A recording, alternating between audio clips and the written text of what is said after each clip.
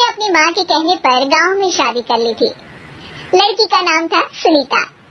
माँ का कहना था एकदम मॉडर्न बहू नहीं होनी चाहिए, लेकिन उन्हें नहीं पता था कि गांव से आने वाली बहू सुंदर सुशील तो होगी और उसको गांव से बाहर भी निकाल लाएंगे, लेकिन उसके अंदर का गांव कैसे बाहर निकलेगा। शादी के कुछ दिन बाद, माँ टिफिन तो देना जरा। बेटा अब तो स्कूल नहीं ऑफिस जाता है, माँ से नहीं अपनी बीवी से टिफिन मांगा कर। ओके माँ। सुनीता टिफिन ले आओ। 1 किलो टिफिन, इसके अंदर पिस्ता डाल दिया है। पिस्ता? पिस्ता क्यों? सास जी ने बोला था ना कि आपको पिस्ता बहुत पसंद है। ओहो, मैंने पिस्ता नहीं पास्ता बोला था, पास्ता। पास्ता? कहीं होता है पास्ता? अरे बेटी तू रहने दे, मैं बना दूंगी। अच्छा किया कि पाव भाजी बनाने का नहीं बोला, वरना किसी के पाव बना देती है। सुनीता को बुरा लगता है, लेकिन उसकी नादान हरकतें कम नहीं होती। ऐसे ही एक दिन, अरे तुमने ये क्या लगाया है? अरे आप वो फूस फूस करके लगाते हैं ना, वही। दियो? कहाँ दियो? किसको दियो? अरे वही ना जिससे खुशबू आती है। हाँ सही पकड़े हैं। अच्छा लेकर तो आना। कौन सा डियो लगाया तुमने? अभी लेकर आते हैं जी। संदीप की बात मानकर सुनीता अंदर से खुशबू वाला फुसफुस लेकर आती है। OMG! OMG मतलब ओ माय गणेश ना। अरे OMG छोड़ो, और ये खुशबू वाला फुसफुस की बात कर रही थी तुम? हाँ इसी की, फिर से सही पकड़े हैं। अरे देवी, लेकिन आप सही नहीं पकड़े हैं, ये डियो नहीं है। डियो नहीं है तो क्या लियो है? अरे ये रूम फ्रेशनर है, जिसको कमरे में छिड़कते हैं, खुद पर नहीं। कोई बात नहीं, माँ कहती थी आत्मा किराएदार है, शरीर किराए का कर्म। हम शरीर पे ये डालिए तो क्या फर्क पड़ जाएगा। अरे बहू, ओ बहू, मेरे लिए फल तो ले आ, फिर मैं बाजार जाऊंगी। सुनीता अपनी सास के लिए फल लेकर आती है। अरे बेटा, पपीता, तरबूज और सेब फल ऐसे कैसे खा लूं? काट कर तो ले आ। माँ जी, मेरे गांव में तो खेत से उठा के सीधा खा लेते हैं। अरे ये तेरा गांव नहीं है ना। अरे संदीप, तू ही कुछ समझा देना इसको बेटा। मैं कैसे समझाऊं माँ, ये तो माइक्रोवेव को भी भट्टी बोलती है। कल मैंने बोला हाय कैसी हो, तो बोलती है किसी को हाय नहीं लगानी चाहिए। अरे सुनीता, तेरा क्या होगा?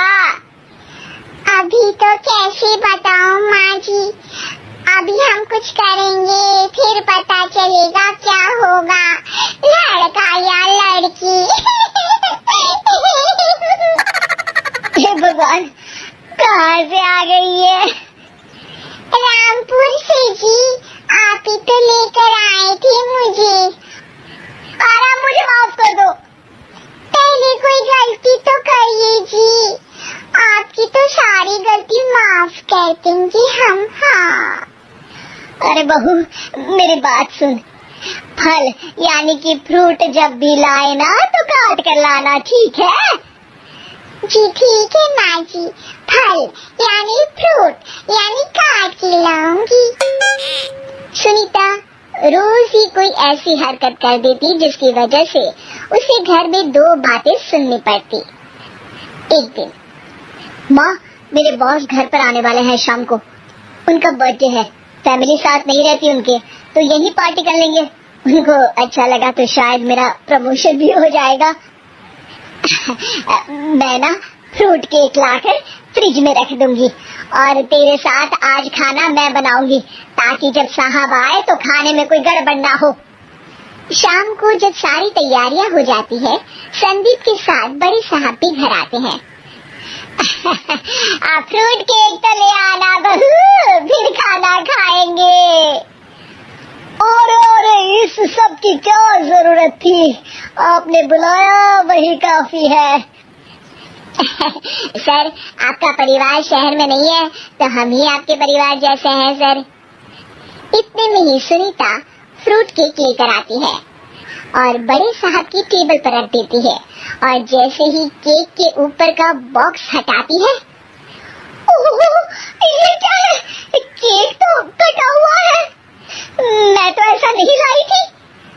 आप मुझे शाबाशी दे सकती है माँ जी, मैंने ही केक काट दिया। आपने कहा था ना फल यानी फ्रूट यानी हमेशा काट के लाना, तो फ्रूट केक भी तो फ्रूट ही है ना, तो मैंने पहले ही काट लिया, होना मैं समझदार। अरे बहू, ये क्या किया? केक हमेशा वही काटता है जिसका जन्मदिन होता है, तुझे एक बात भी समझ नहीं आती, एक नंबर की बेवकूफ है। पूरा माहौल बिगड़ चुका था। संदीप को लगने लगा था कि साहब उसे प्रमोशन तो दूर की बात है, कहीं डिमोशन ना दे दे, लेकिन साहब बीच में ही बोल पड़ते हैं। अरे कोई बात नहीं, ये इनकी बेवकूफी नहीं है, इनका भोलापन है। बेटा आप कहाँ से हो? रामपुर गांव से।